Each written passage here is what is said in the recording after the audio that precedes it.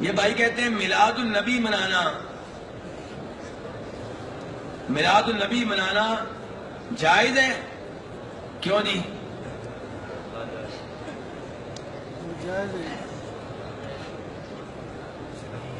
نہیں جائز ہے؟ آپ کے اپنے بچے جب پیدا ہوتے ہیں تو بڑی لڈو تقسیم کرتے ہیں، برفیاں تقسیم کرتے ہیں، دیگیں کرتے ہیں. اللہ کے رسول کی باری آتی ہے تو کہتے ہیں میلاد النبی منانی جائز نہیں ہے. یہ کیا ہوا؟ کیوں جی صاحب؟ اور اپنے بیٹے کی باری آتی صاحب، پوتا پیدا ہوتا ہے جب آپ کا، تو جناب برفیاں، لڈو، خوشیاں، اور اللہ کے رسول کے یوم پیدائش آ گئے تو آپ کہتے ہیں غلط ہے.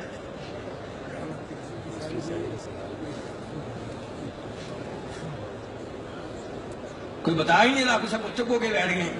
بس ایسے ہی کہتے تھے منع ہے منع ہے. آپ بتائیں. جب پیدا ہوتا ہے تب بنواتے ہیں. اللہ آپ کو جزائے خیر دے. یہ ہے سمجھدار بھائی ماشاءاللہ. وہ کہتے ہیں کہ جب پیدائش اللہ کے رسول کی ہوئی تھی تب بھی آپ کے رشتہ داروں نے خوشیاں منائی تھی، لیکن اس دن کو بطور تہوار ہر سال منانا یہ مسئلہ ہے.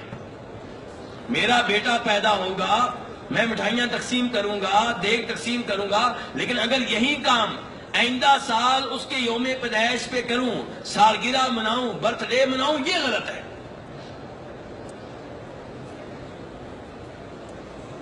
ورنہ نبی علیہ الصلوۃ والسلام جب مکہ سے مدینہ منتقل ہوئے تھے، ہجرت کی تھی. میرے بھائی دھیان سے بڑی اہم بات ہونے لگی، تبصرے بعد میں. حاجی صاحب بڑی اہم بات ہونے لگی، تبصرے بعد میں. اگر تبصرے کرتے رہے تو یہ چیز سے محروم رہ جائیں گے آپ.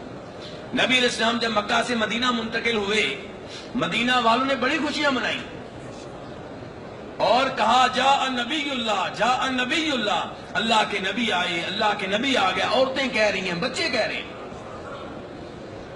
ہمارے دوست کہتے ہیں لو عید میلاد النبی ثابت ہوگی. میرے بھائی نبی علیہ السلام مدینہ میں آئے، مدینہ والے بڑے خوش ہوئے، لیکن وہ دن جس دن آپ مدینہ میں داخل ہوئے تھے، جب آئندہ سال آیا تو کیا مدینہ والوں نے اسے بطور تہوار منایا؟ یہ سوال ہے. بدر کی لڑائی میں مسلمانوں نے فتح پائی، بڑے خوش ہوئے، لیکن یہی دن جب آئندہ سال آیا کیا اس کو بطور عید، بطور تہوار کے منایا گیا؟ نہیں. مکہ فتح ہوا، بڑے خوش ہوئے، لیکن یہی دن جب آئندہ سال آیا، یوم فتح مکہ، تو کیا اس کو بطور عید، بطور تہوار منایا گیا؟ یہ سوال ہے. تو وہ دن جو بطور عید ہر سال منایا جائے گا وہ دو ہی ہیں، ایک عید الفطر اور ایک عید الاضحیٰ.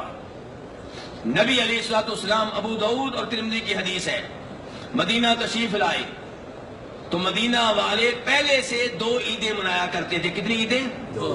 دو دن منایا کرتے تھے. آپ نے کہا بھی کیسے دو دن ہیں؟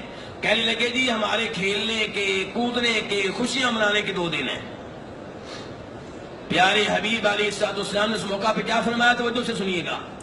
آپ نے کہا اللہ نے تمہیں ان دو دنوں کے بدلے میں، ان دو دنوں کے متبادل کے طور پہ، بدلے کے طور پہ دو دن دے دیے ہیں، ایک عید الفطر، ایک عید الاضحیٰ. اگر تیسری عید کی گنجائش ہوتی تو آپ کہتے دو دن تمہارے، دو میری طرف سے، 4 دن ہو گئے. لیکن چونکہ تیسری عید کی گنجائش نہیں ہے، آپ نے کہا ان دو دنوں کے متبادل کے طور پہ اللہ نے 2 دن اور دے دیے ہیں، وہ ہے عید الفطر اور ایک عید الاضحیٰ. اپنے نبی کے یوم پیدائش کو بطور تہوار منانا، یہ کام کس قوم نے شروع کیا تھا؟ عیسائیوں نے. کس نے شروع کیا تھا؟ اور مسلمان بھی یہی کام کریں گے تو عیسائیوں کی مشابہت کر رہے ہیں. اور ابو داؤد شریف کی حدیث ہے، پیارے حبیب علیہ السلام نے کہا تھا من تشبہ بقوم فہو منہم، جو کسی قوم کی مشابہت کرے وہ انہی میں سے ہے. ربیع الاول کا مہینہ آپ کی زندگی کا جو آخری ربیع الاول کا مہینہ تھا، صحابہ کرام نے روتے ہوئے گزارا ہے. کیسے گزارا ہے؟ اور آج ہم جشن مناتے ہوئے گزاریں. کیوں جی؟ کیا اللہ کے رسول کے جانے کا کوئی غم نہیں ہے؟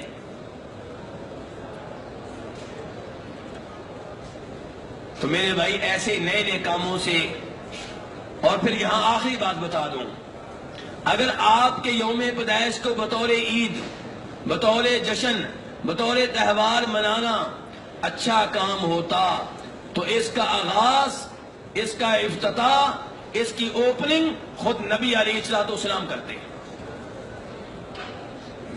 لیکن یہ کام نہ آپ نے سب سے پہلے کیا، نہ ابو بکر و عمر و عثمان و علی رضی اللہ تعالی عنہ نے کیا، نہ کسی صحابی نے کیا، نہ کسی تابعی نے کیا، نہ کسی تبع تابعی نے کیا.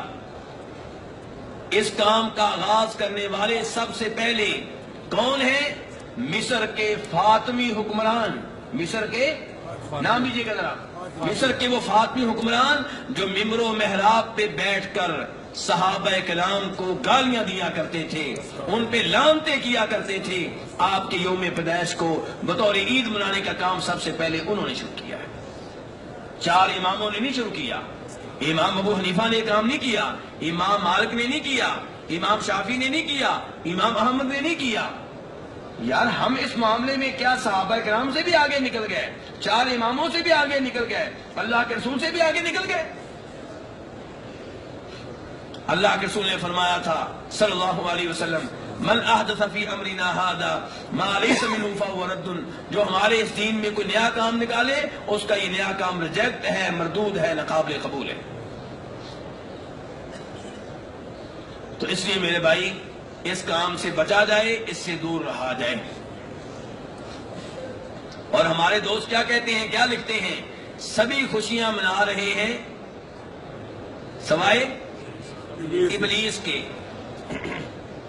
بھئی صحابہ کے نام نے تو نہیں منائی تھی، 4 اماموں نے تو یہ کام نہیں کیا. تو یہ کس کس پہ فتویٰ لگا رہے ہو؟